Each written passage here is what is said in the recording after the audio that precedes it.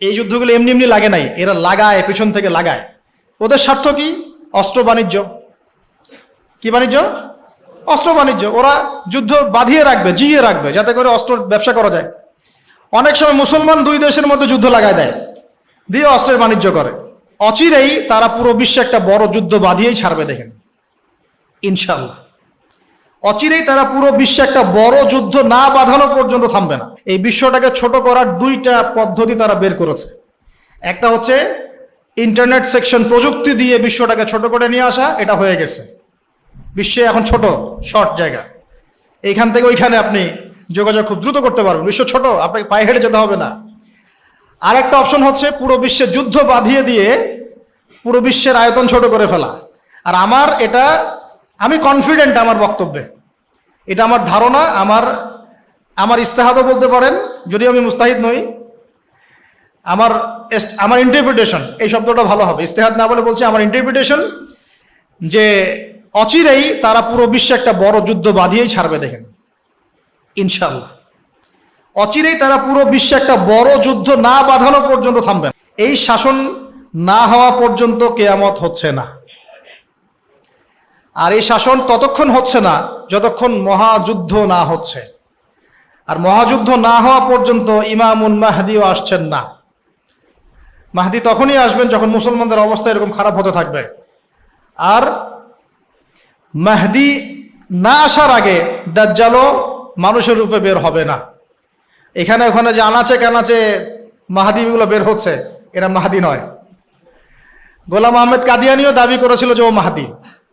ও প্রথমে বলেছিল যে আমি মাহদি, তারপর বলেছে আমি হচ্ছি ঈসা, তারপরে বলেছে মাহদি ঈসা একই, আমি দুইটাই।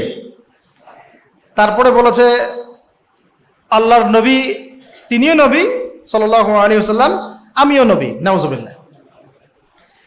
তো ও দাবি করেছিল। আর আমরা জানি মাহদি কথা বলবে আরবি ভাষায়, তিনি ফাতিমা রাদিয়াল্লাহু আনহার বংশধর থেকে হবেন। আর এই মাহদি কথা বলতো পাঞ্জাবি ভাষায়, পাঞ্জাবি মায়ের সন্তান ছিল।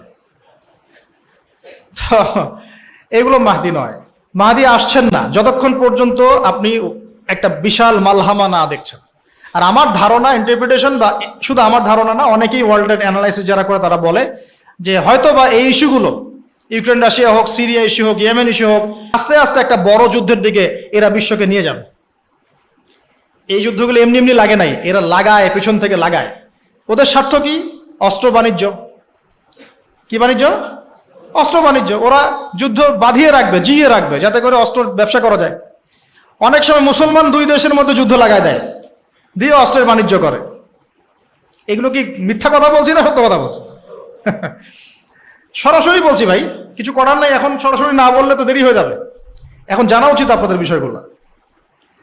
তো আমাদের ইন্টারপ্রিটেশন যে এটা হয়তোবা চলে আসতে পারে, চলে আসলে পরে বিশ্বের অবস্থা কি হবে সেটা ভাবতে হবে আমাদের। এক করোনা ভাইরাসে বিশ্বের যে অবস্থা হয়েছে, আর আমি বলে দিই করোনা ভাইরাস কোনো মহামারী ছিল না, এটা কোনো মহামারী না। এরকম হয় না মহামারী। মহামারী মানে একটা এলাকার র্যাপিডলি মরে ধুয়ে সাফ হয়ে যাবে, এটাকে বলা হয় মহামারী।